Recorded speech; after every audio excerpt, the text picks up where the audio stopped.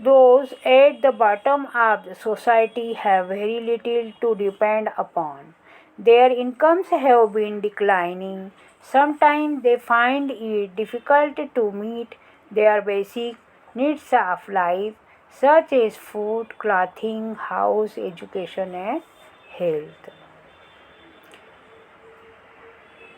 समाज के सबसे निचले हिस्से के लोगों को जीवन पसंद करने के लिए काफ़ी कम साधन मिलते हैं। उनकी आमदनी गिरती जाती है। कई बार उन्हें भोजन, कपड़ा, मकान, शिक्षा और इलाज जैसी बुनियादी ज़रूरतें पूरी करने में बहुत मुश्किल आती है।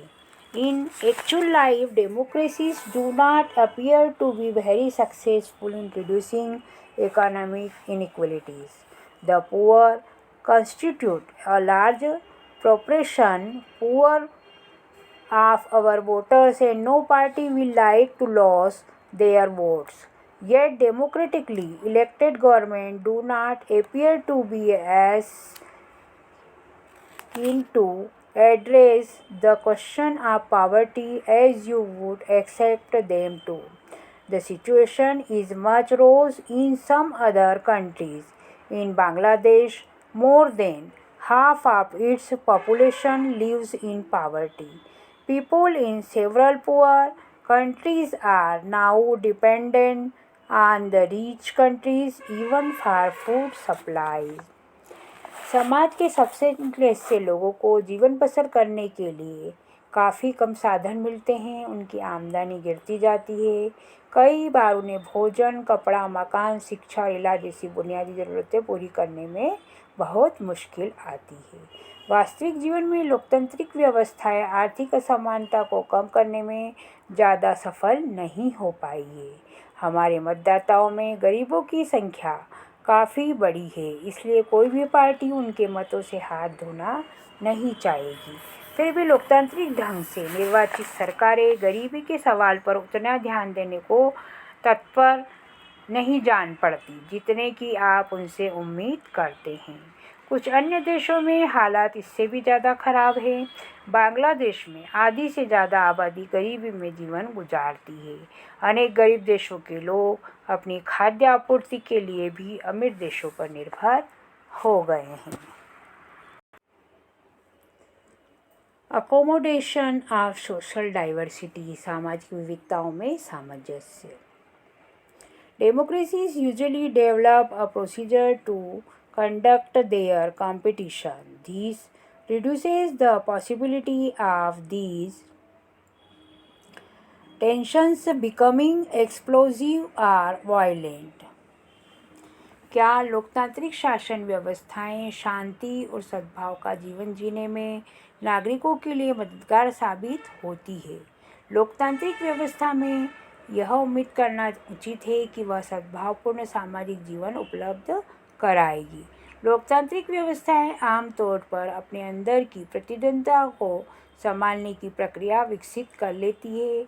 इसमें इन टकरावों के विस्फोटक या हिंसक रूप लेने का अंदेशा कम हो जाता है। Democracies usually develop a procedure to conduct their competition. This reduces the possibility of these tensions becoming explosive or violent. कोई भी समाज अपने विभिन्न समूहों के बीच के टकरावों को पूरी तरह स्थायी और रूप से नहीं खत्म कर सकता। इन अंतरों और विभेदों का आदर करना सीख सकते हैं और इनके बीच बातचीत में सामंजस्य बैठाने का तरीका विकसित कर सकते हैं। इस काम के लिए लोकतंत्र सबसे अच्छा है। गैर लोकतांत्रिक व्यवस्थाएं आमतौर पर अपने अंदरूनी सामाजिक मतभेदों से आंखें फेर लेती है या उन्हें दबाने की भी कोशिश करती है। इस प्रकार सामाजिक अंतर्विभाजन और टकरावों को संभालना निश्चित रूप से लोकतांत्रिक व्यवस्थाओं का एक बड़ा गुण है। लोकतंत्र का सीधे सीधे अर्थ बहुमत की राय से शासन करना नहीं है। बहुमत को सदा ही अल्पमत का ध्यान रखना होता है, उसके साथ काम करने की ज़रूरत होती है, तभी सरकार जनसामान्य की इच्छा का प्रतिनिधित्व कर पाती है। It is necessary to understand that democracy is not simply ruled by majority opinion.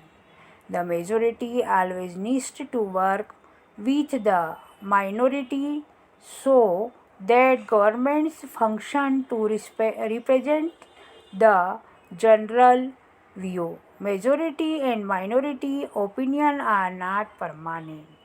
लोकतंत्र का सीधे सीधे अर्थ बहुमत की राय से शासन करना नहीं है।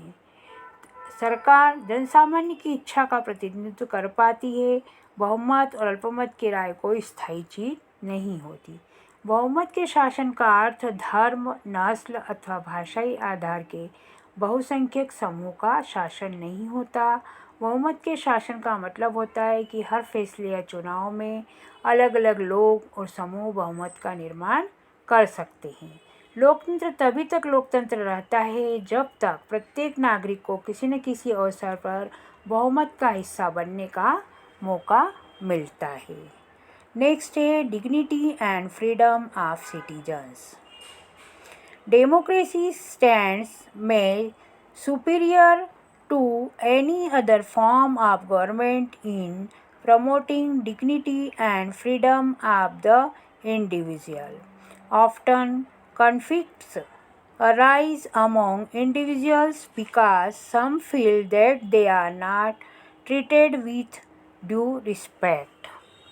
नागरिकों की गरिमा और आज़ादी, व्यक्ति की गरिमा और आज़ादी के मामले में लोकतांत्रिक व्यवस्था किसी भी अन्य शासन प्रणाली से काफ़ी आगे है।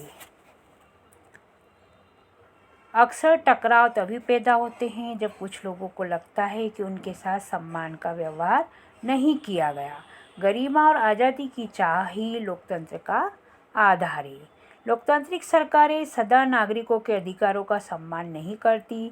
फिर जो समाज लंबे समय तक गुलामी में रह रहे हैं उनके लिए एहसास कराना आसान नहीं है कि सभी व्यक्ति बराबर है।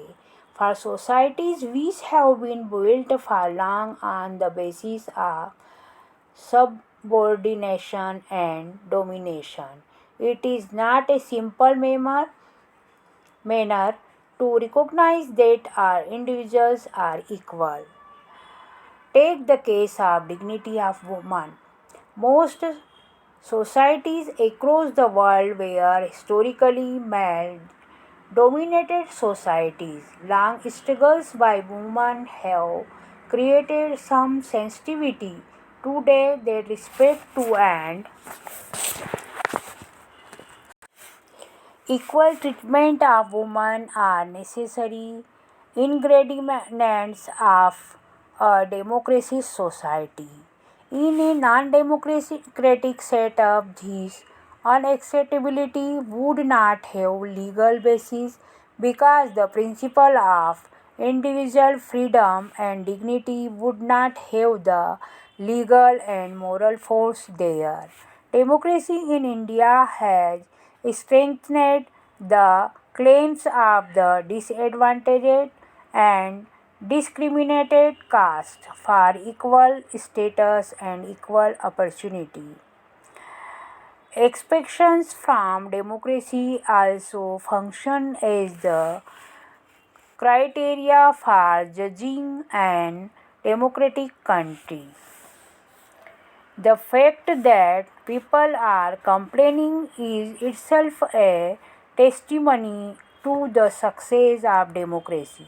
It shows that people have developed awareness and the ability to accept and to look critically at power holders and the high and the mighty. A public expression of dissatisfaction with democracy shows the success of the democratic project. It transforms people from the status of a subject into that of a citizen. यहाँ स्त्रियों की गरिमा का ही उदाहरण लें। दुनिया के अधिकांश समाज पुरुष प्रधान समाज रहे हैं।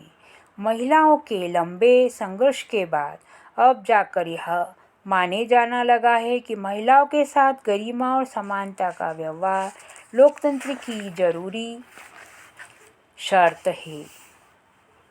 अलोकतांत्रिक व्यवस्था में यह बात संभव न थी, क्योंकि वहाँ व्यक्तिगत आज़ादी और गरिमा न तो वैधानिक रूप से मान्य न नैतिक रूप से। भारत में लोकतांत्रिक व्यवस्था ने कमज़ोर और भेदभाव का शिकार हुई जातियों के लोगों के समान दर्जे और समान अवसर के दावे को बल दिया है। लोकतंत्र से लगाई गई उम्मीदों को किसी लोकतांत्रिक देश के मूल्यांकन का आधार भी बनाया जा सकता है। लोकतंत्र की एक खासियत यह है कि इसकी जांच परख और परीक्षा कभी भी खत्म नहीं होती। एक जांच पर खरा उतरे तो अगली जांच आ जाती है। शिकायतों का बने रहना भी लोकतंत्र की सफलता की गवाही देता है। इससे पता चलता है कि लोग सचेत हो गए हैं और सत्ता में बैठे लोगों के कामकाज का आलोचनात्मक मूल्यांकन करने लगे हैं। लोकतंत्र के कामकाज से लोगों का असंतोष जनता लोकतंत्र की सफलता को तो ही बताता ही है, साथ ही यह लोगों के प्रजा से नागरिक बनने की गवाही भी देता है। आज अधिकांश लोग मानते हैं कि सरकार की चाल ढाल पर उनके वोट से असर पड़ता है और यह उनके अपने हितों को भी प्रभावित करता है।